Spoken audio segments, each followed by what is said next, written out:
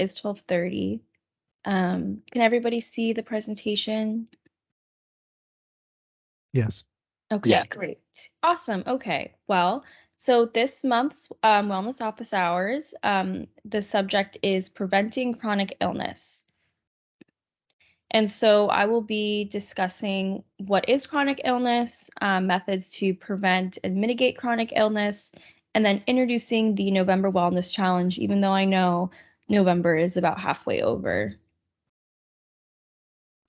So just to give a little bit about chronic illness or disease background, the definition of chronic illness by the CDC is a condition that lasts 1 year or more and requires ongoing medical attention, or it limits your ability to do everyday activities. 6 in 10 adults in the US have a chronic illness, and 4 in 10 adults in the US have 2 or more chronic illnesses. So you can see that the prevalence is super high in the US.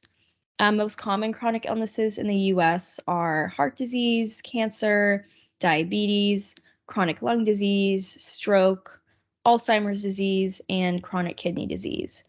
And the top 3 that are highlighted are the leading cause of death and disability in the US. Contributing lifestyle factors. So chronic illness, although there are genetic, like non-modifiable risk factors that can increase your risk of chronic illness, such as family history and genetics, a lot of chronic illnesses are really due to lifestyle factors and environmental factors, such as tobacco use and exposure to secondhand smoke, poor nutrition, physical activity, and excessive alcohol use. So tobacco use is the leading cause of preventable disease, disability, and death in the US. Currently, 30.8 million US adults smoke cigarettes, and with the introduction of vaping, the younger adults are increasing their use of tobacco as well. And so that's pretty scary. 1 in 4 people who don't smoke are exposed to secondhand smoke, and many times we don't know that we're being exposed to secondhand smoke, yet it is negatively affecting our health. Cigarettes cause 80 to 90% of lung cancer deaths. So 80 to 90% of the people who die from lung cancer are cigarette smokers. Cigarettes cause 1 in every 4 deaths from heart disease and stroke, and current smokers have a 30 to 40% higher risk of developing diabetes than non-smokers. So tobacco just increases your risk of developing all of these chronic conditions, and it's absolutely terrible for your health. So it definitely is one of the lifestyle factors that increases someone's chance of developing a chronic illness. Another lifestyle factor, and I talk about this all the time in all of my presentations, is poor nutrition. And a huge issue that adults have in the US is consuming too much salt. So the CDC statistic is that 9 in 10 people in the US currently consume too much sodium. And when you consume too much salt, this can increase your blood pressure. And this increases your risk of heart disease, heart attack, and stroke. And sodium is just in all of our packaged foods. It's in our canned foods, our processed foods and fast foods, and that's the majority of what Americans eat. So we're just getting way too much of it. Additionally, poor nutrition can lead to overweight and obesity, and this greatly increases your risk of developing type 2 diabetes and also developing prediabetes. So this is prediabetes is the state that you're in right before you kind of reach the cusp of, or it was the cusp of right before you reach getting diabetes. And more than 1 in 3 US adults do have prediabetes, but they're unaware of it. So they continue their lifestyle and eventually they will develop diabetes. And consuming unhealthy foods, sodas, and processed meats increases the risk of developing at least 13 types of cancers, including uterine, breast, and colorectal cancers. So although cancer, there are many factors that contribute to the development of cancer, many cancers can be related to nutrition and are considered chronic illnesses. Another contributing factor to developing chronic illness, and I talk about this again all the time, is physical inactivity.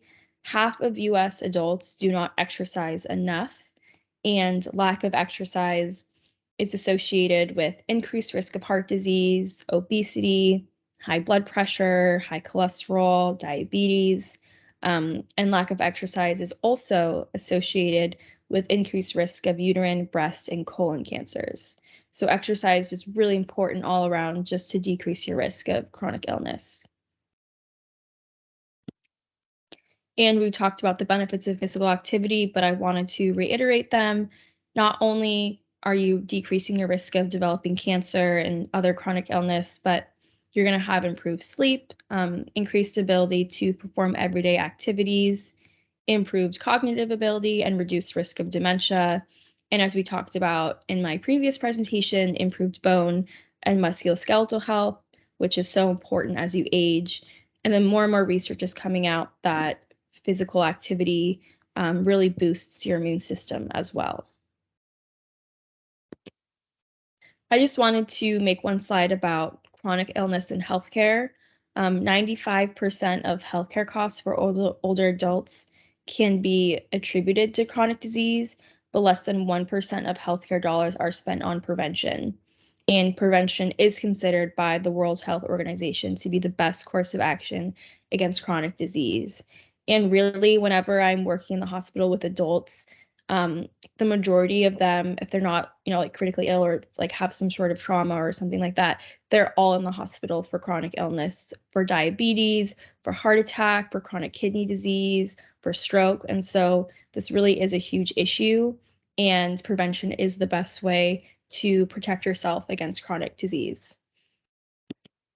And so prevention is really just all about balance. It's everything that we've talked about before. So, and it's just about making these habits continuous throughout your lifetime. So eating a balanced diet, having fruits, vegetables, proteins, whole grains, limiting your red meat, your deli meat, because deli meat is the type of meat that actually increases your risk of some cancers like colorectal cancer, and then processed foods, avoiding tobacco at all costs. This is just going to increase your risk of disease and death by so much. Limiting alcohol intake. So the suggestions are 14 drinks a week for men and 7 drinks a week for women. However, they cannot be consumed all in one night. It's 2 drinks a day for men and then 1 drink a day for women. Limiting or eliminating soda intake. Soda has a ton of sugar in it and it's just empty calories. And this can increase, it can make you gain weight and increase your risk of developing diabetes. Engaging in daily movement, getting enough sleep, and also managing your stress.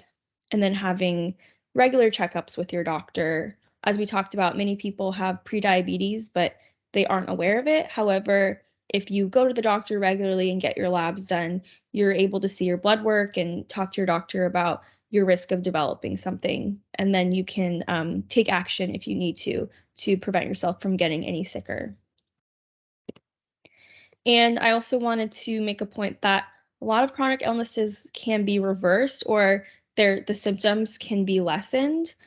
So if you have heart disease or type 2 diabetes or high blood pressure, if you are overweight or obese, or you have hyperlipidemia, these are all chronic illnesses that really are very nutrition and lifestyle related.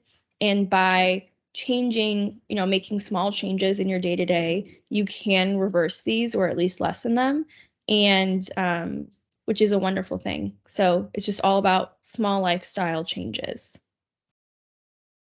And for the November Wellness Challenge, this directly reflects the CDC suggestions for reducing chronic illness development, is engaging in at least 150 minutes of exercise per week. And so this can be broken down into 30 minutes of exercise 5 times a week. And this can include walking. But this is the bare minimum. The more you do, the more benefits you will have.